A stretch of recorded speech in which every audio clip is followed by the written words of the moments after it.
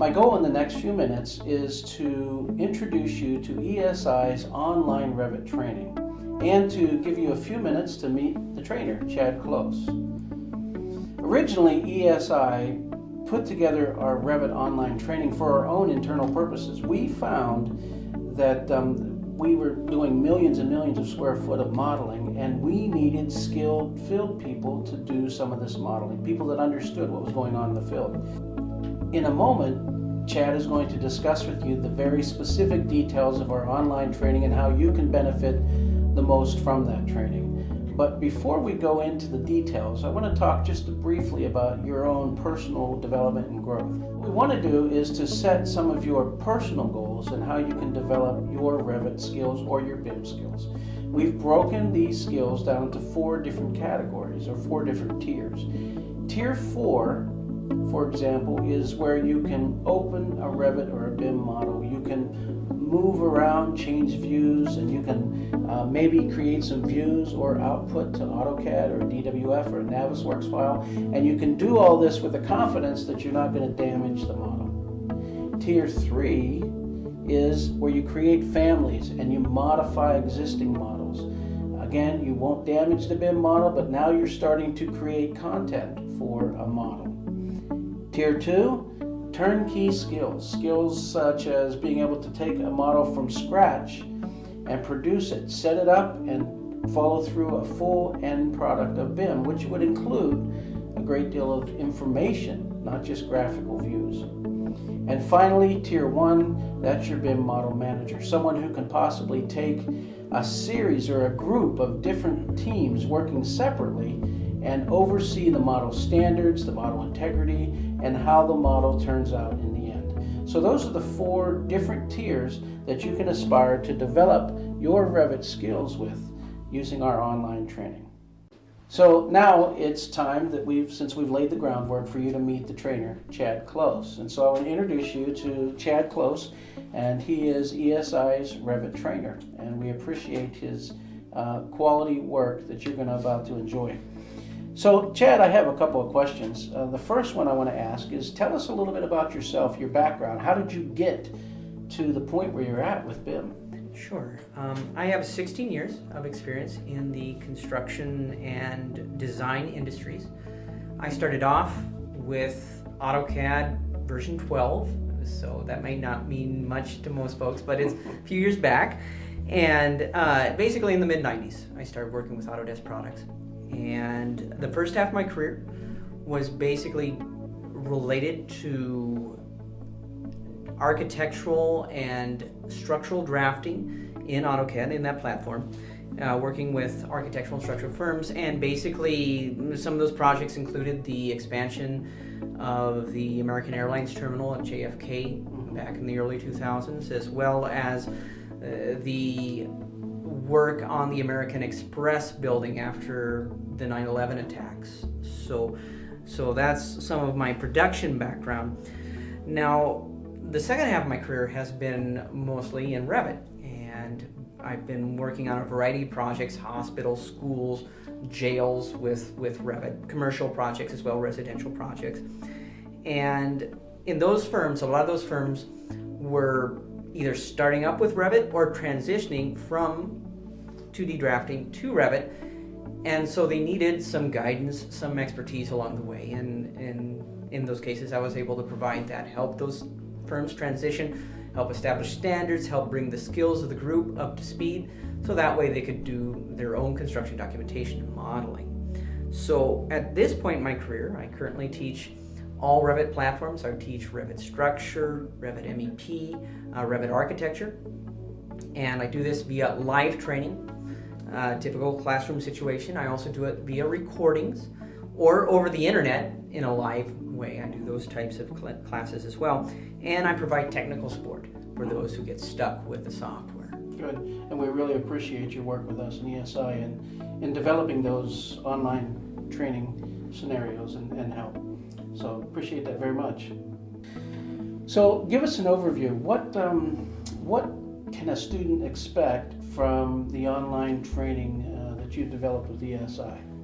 Well, there's actually a couple tracks that we've done. We've recorded a executive training series for executives. The idea being that these videos aren't necessarily to help you use AutoCAD in a day-to-day production setting. It's for executives to understand the way Revit works, to help them with executive decisions and to guide those who are under them when they're working on projects. But we also provided another track of videos, about 40 hours of videos that help students learn the functionality of Revit, the tools, the way Revit works, why Revit works the way it does.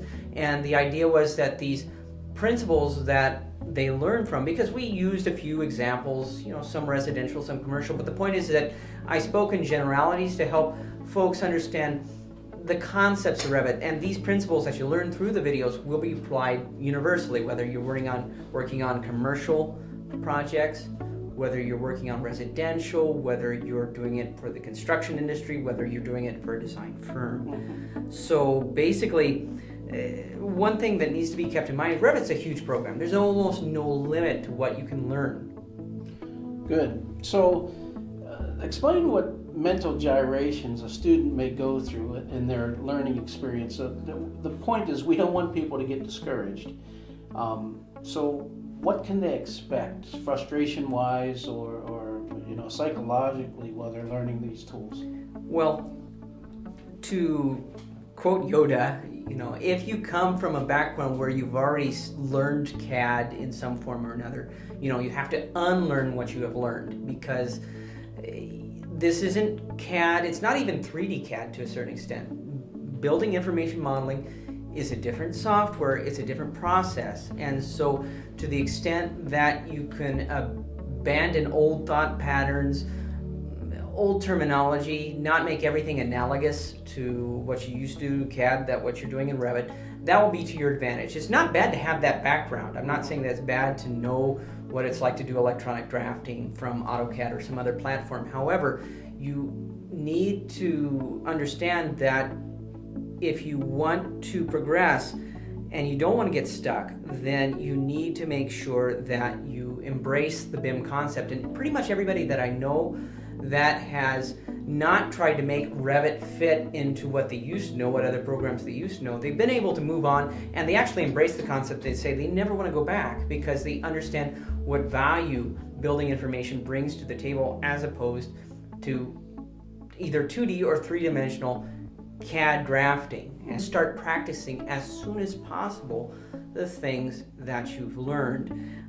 In fact, I typically encourage students to start modeling their own home. It may not be what you do in your workplace, you may not do architectural modeling, but if you start putting it in practice immediately after learning the videos, then you'll retain that information better. And of course, if you forget, you always have the videos to go back to. Good. I want to emphasize a point that Chad just made, and I appreciate you making that point, Chad. Practice is the key. We lose almost 70% of what we learn within just a very short period of time, and so it's important that you do practice. Now, you can get a free trial of many of the different Revit platforms. You can buy Revit LT inexpensively, or you can use a Revit full version. But the point is practice. It's like a musical instrument. If you use it, the skills will come, you become passionate about it, and you'll really develop those skills. So we found that to be a key to success in our organization. So practice, practice, practice. That's pretty much what we would like to recommend for any user. So what final recommendation, Chad, do you have for the trainees? Well, I think one thing to keep in mind is that the software itself is meant to be a collaborative tool. And so to the extent that the users can collaborate with each other, the learners can collaborate with each other as they're learning the software, the better. There's a saying that iron sharpens iron, and that's true. The more that you bounce things off of other people, a lot of times the sharper you become, the quicker you understand certain concepts. I know that at times, and I've experienced this several times during my professional career, that a lot of times you'll get stuck with the software and you'll just start explaining the problem to another person instead of spinning your wheels trying to figure it out on your own. And when you do, just by explaining what's going on, what's going wrong, why you can't do a certain thing. A lot of times, that in itself, without the other person uttering a word, the light bulb goes off, and oh, that's right, that's a solution. Great. Well, thanks a lot, Chad. There's one thing I want to thank you for too, especially is for any of us that have ever gone through video training. We know how cold and calculated and scripted it can be. What I really love about your style, your teaching style is, and you students are going to notice this when you listen to Chad's online training, he's very extemporaneous. It's almost as if it's a complete dialogue between you and he. That helps in the learning process, because now you're integrating a conversation along with the learning process, and you really feel like he's right there with you in training. So I appreciate that style that you have, and we know that it'll benefit the students. So in review, whatever your role is, whether you're a facilities manager, an engineer, an architect, a CAD drafter that wants to go to Revit, possibly you're a high school student, a community college student, or even a university student, and you want these skills, we really, really hope that you benefit from our online training. We know Revit is very much a future for all information management in buildings, and we look forward to you benefiting from that. So thank you for taking a few minutes with us, Chad. Thank you for your time, and we appreciate it. Thank you. Have a nice day.